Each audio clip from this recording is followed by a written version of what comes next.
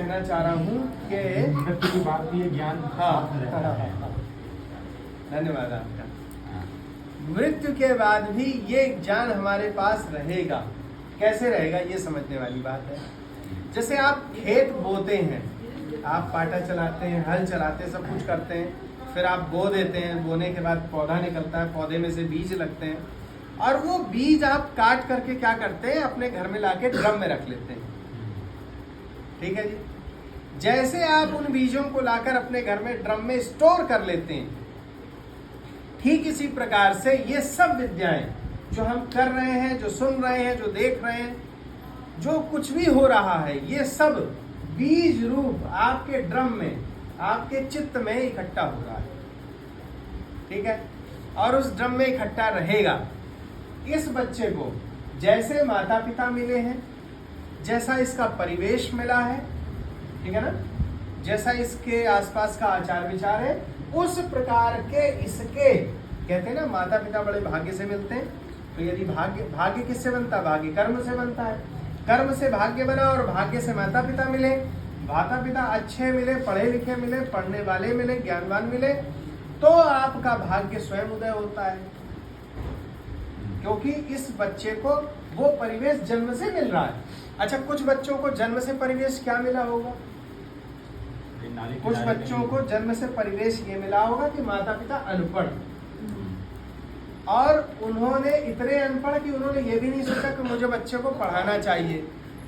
जैसे मेरे ही स्कूल में कुछ बच्चे ऐसे आते हैं जिनके पेरेंट्स हैं, जिनको मतलब एक अपना साइन कराना नहीं आता।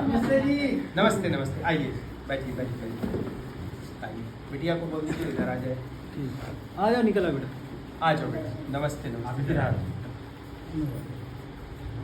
तो हमने ये देखा है, जैसे आप स्कूल का विद्यालय बता रहे हैं, हमारे पास 6 घंटे रहते हाँ, हैं, 5 घंटे 6 घंटे, तो हम उनको जितना सिखा पाते हैं उतना सिखाते हैं। लेकिन उनको घर में वैसा माहौल मिल ही नहीं रहा है। नहीं। तो वो मैं आपको बताऊं, मैंने भी बीटीसी किया, मैं भी स्कूल में पढ़ाया हूँ, और हमने देखा गांव के बच्चे इतने बड़े, इस बच्चे के बराबर, और उनको ABCD और काका काका नहीं आता, क्योंकि माहौल नहीं मिला, कभी उनको पढ़ने का वैसा अवसर नहीं मिला, तो वो ऐसे। लेकिन अब ये है कि अब 70% स्थिति सुधर चुकी है, सुधर रही है, धीमे धीमे सुधर रही। लेकिन फिर भी अभी है। मैं आपको एक बात और कहूंगा, आपके क्लास में 40 बच्चे हैं, 40 बच्चे में 10 बच्चे ऐसे होंगे जो आप बताते ही ग्रैस्प कर लेते हैं, वो बहुत अच्छे हैं, तुरंत पकड़ लेते हैं। फिर 10 बच्चे ऐसे हैं जिनको आप बताएंगे तो थोड़ा थोड़ा एवरेज। मैडम क्या बताया। फिर 10 बच्चे और ऐसे हैं जो बताया और भूल गए, अभी बताया, पूछा बेटा क्या बताया, इधर उधर सर घुमा क्या उनका।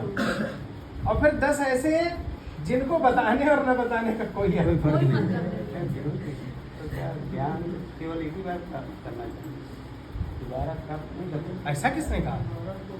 ज्ञान तो सतत चलने वाली प्रक्रिया है, ये तो निरंतर प्राप्त करना चाहिए। और ज्ञान को आप अपने परिमार्जित करते हैं। आपने आज से पहले, इस कक्षा से पहले आपने बहुत सारा संसार में ज्ञान प्राप्त किया है। आज आप उस अपने प्राप्त किए हुए ज्ञान को इस ज्ञान से टैली करके परिमार्जित कर रहे हैं, शोधित कर रहे हैं। कि मैंने क्या सुना था, आपने देवता सुने थे, बहुत सारे 33 करोड़ सुने थे। आज हमने आपको बताया 33 प्रकार होते हैं। आज हमने आपको बताया 12 आदित्य हैं, 11 रुद्र हैं, 8 वसु हैं, 1 इंद्र है, 1 प्रजापति है। ये आज हमने बताया आपको, गिनाए भी आपको। तो जब हमने आपको बताया तो आपने क्या किया? अपने ज्ञान को तुरंत अपडेट किया। जैसे मोबाइल में आ जाता है ना, वो एक रेड कलर का मैसेज आता है, हमने खोल के देखा, वो सिस्टम में दिखाता है your system is out of date, kindly update. आप क्लिक करते हैं, उसको वाईफाई मिलता है, टक से अपडेट हो जाता है। आप क्या करते हैं? आपके वाईफाई हमें आप बता रहे हैं अगले जन्म में वही हमारे पास होगा। आपके पास कैसे होगा वो समझिए, समझने वाली बात है, इसको फिर से समझिए। अगर नहीं समझे तो फिर से समझिए। आप इस जन्म में जो करते हैं, जो सुनते हैं, जो देखते हैं, जो प्रैक्टिस में लाते हैं, वो सब क्या होता है? उसी प्रकार से जिस प्रकार खेत में फसल होती है, आप काट करके उसे थ्रेसर में चला करके और उसे आप एक ड्रम में स्टोर कर लेते हैं करके, करते हैं।